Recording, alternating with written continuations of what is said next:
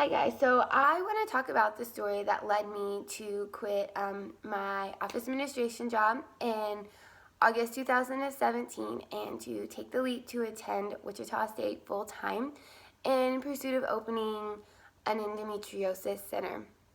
So, my employer at that time was my former best friend's family who own and operate a milk trucking business basically out of their backyard.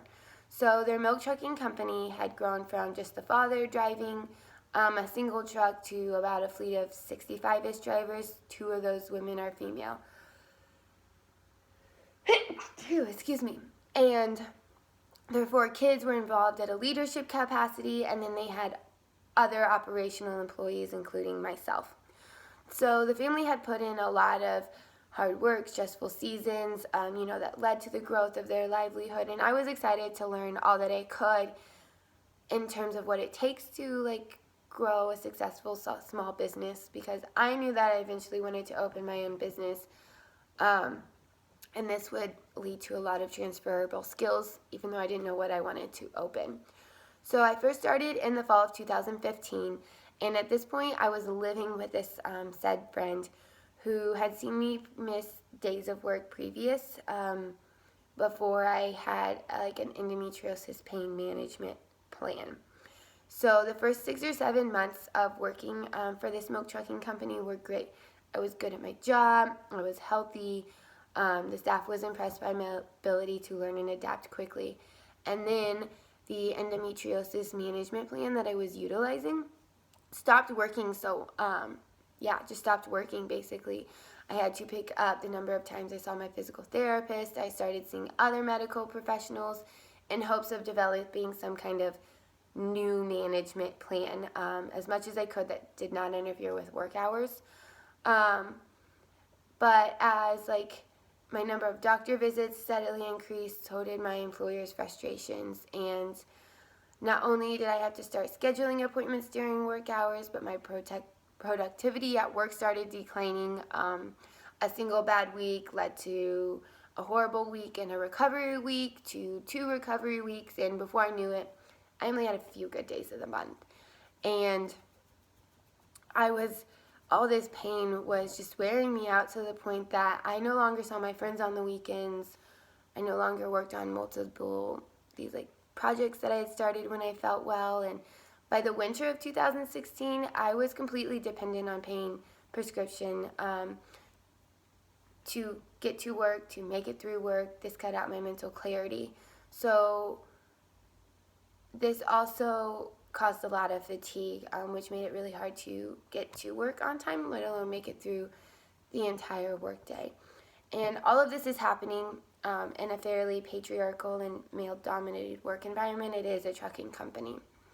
And then on top of that, the women who worked there were family members who supported this patriarchal kind of system. And this meant that the pain that I was dealing with and how it affected me was not only difficult for my colleagues to understand, but it further frustrated my superiors. I was doing my best, and frankly, my best at this point, it sucked, and it was frustrating for me too, and I felt like a failure for being capable of so little. And at this point, the friend that I was living with had moved out to Western Kansas to assist in the expansion of their trucking company. And so, as I was trying my best to communicate what I was doing to be proactive and make sure that my deadlines are met, that it just became increasingly difficult when the eldest daughter joined the company. She did not like me when her younger sister and I met in second grade, and she does not like me now. I don't know why. That's not really important to the layer of this story. What is important is that she especially is someone who greatly benefits from the patriarchy setup, and while I benefit in some areas, I don't support this. So this caused another layer of tension. I would kind of call out some of that stuff. And so before she started working at the company, she was a nurse for a lot of years, and she was very vocal in saying that I was blowing my symptoms of endometriosis out of proportion. And I no longer had who I thought was my friend in my corner on a day-to-day basis, and the family just started to believe the eldest daughter more and more, which kind of made the increasing pain a little even more difficult to deal with.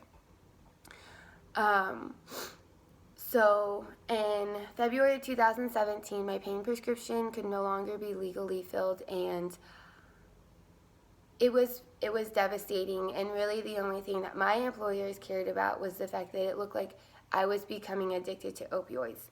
I didn't really think much about this biases that they had started to express on a regular basis at this point in time.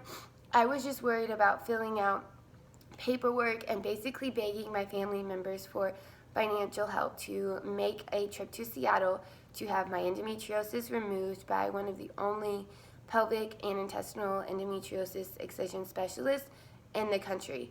And by my birthday in March, I was on the books for the middle of July. The next 4 months were a blur. Not only was I in pain, it was kind of hard to tell up from down at this point, but the eldest daughter continued to become more emboldened about how she decided to bully and kind of include everyone in alienating me. So my work environment had become kind of toxic, especially with the fact that I was going to miss 2 weeks of work was being held over my head.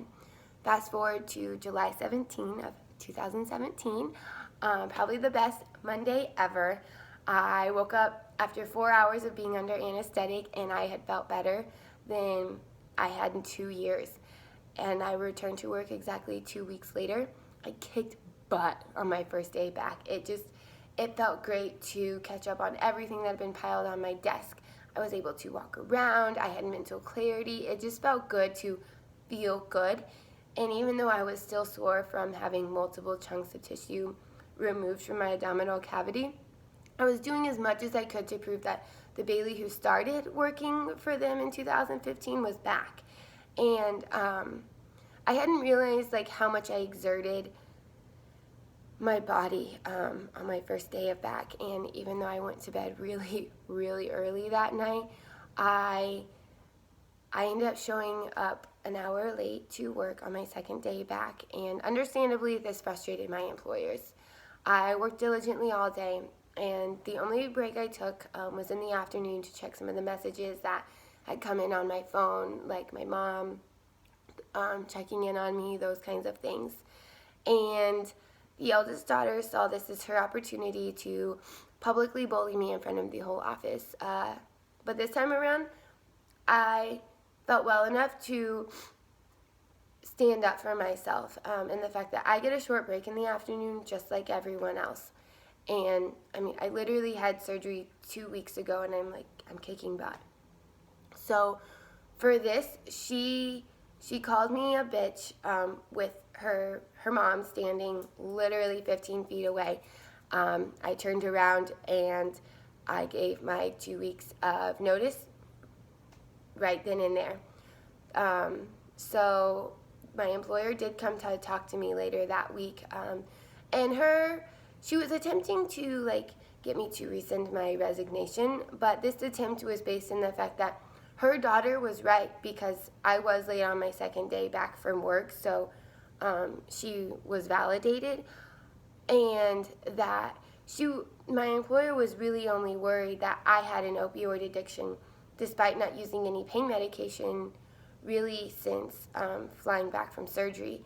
So thanks to women's studies classes, especially ones like this, I have been able to learn how to articulate how their views are different from mine, even though I just kind of touched on the surface level, and other aspects of that work environment that don't align with my views and those kinds of things.